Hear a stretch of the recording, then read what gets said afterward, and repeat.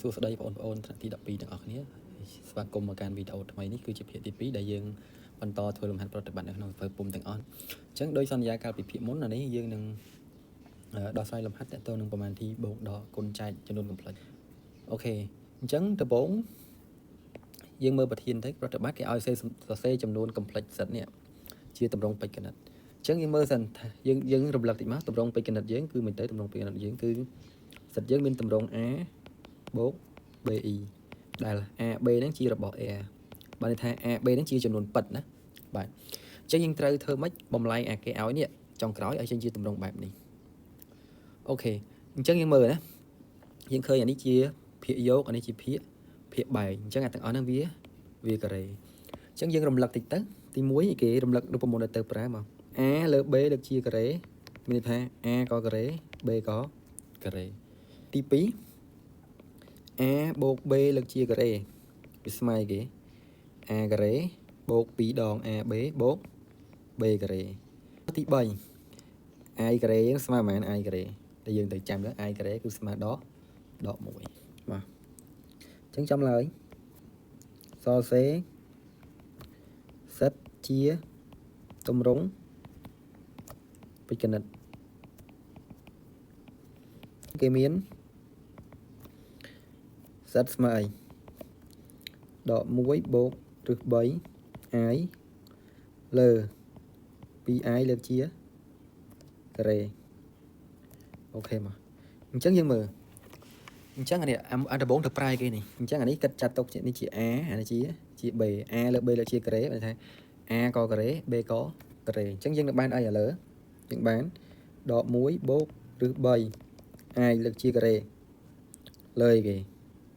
លើ 2I ទាំងអស់ហ្នឹងលើកជាការ៉េអញ្ចឹងយើងមើលខាងលើវាចូលរូបមន្តគេខាងលើភាគយកវាចូលរូបមន្ត A បូក B លើជាការ៉េអញ្ចឹងអានេះចាត់ទុកជា A អាទាំងអស់នេះចាត់ទុកជា B អញ្ចឹងយើងបាននេះគេអញ្ចឹងមកដាក់ឲ្យឃើញមើលនេះ A នេះ B អញ្ចឹងយើងនៅបានអីគេ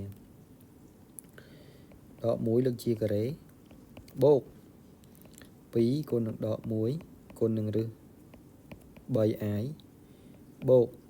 រឹស 3I ទាំងអស់ហ្នឹងលើកជាការ៉េលើគេអាខាងក្រោមហ្នឹង 2I ការ៉េបានន័យថា2ក៏ការ៉េ I ក៏ការ៉េចឹងបាន2ការ៉េប៉ុន្មាន4 I ការ៉េស្មើដក1ណាបាទអូខេអញ្ចឹងយើងតមកសិតស្មើអីភាគយកដក1លើកជាការ៉េបាន1អានោះគុណហ្នឹងបានអីគេបូកគុណដកបានដកអញ្ចឹងដក2ឬ3 I ចុះអានេះឬ3លើកជាការ៉េបាន3 I ការ៉េស្មើដក1អញ្ចឹងបានប៉ុន្មានអញ្ចឹងបូក3គុណនឹងដក1អាក្រោមឃើញដក4ណា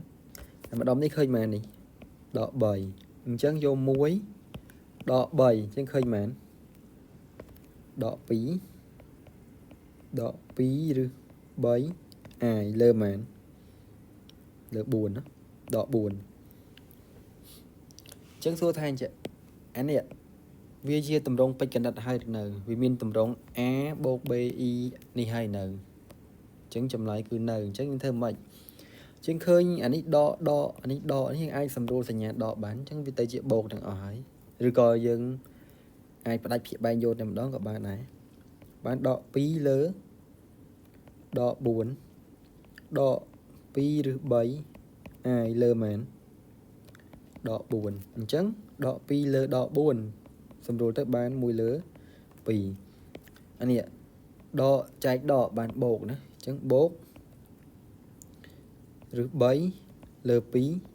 I នេះជាសិតរបស់យើងដូចនេះសិតស្មើឬ2បូកឬ3លើ2 I នេះជាចំឡើយចប់ហើយ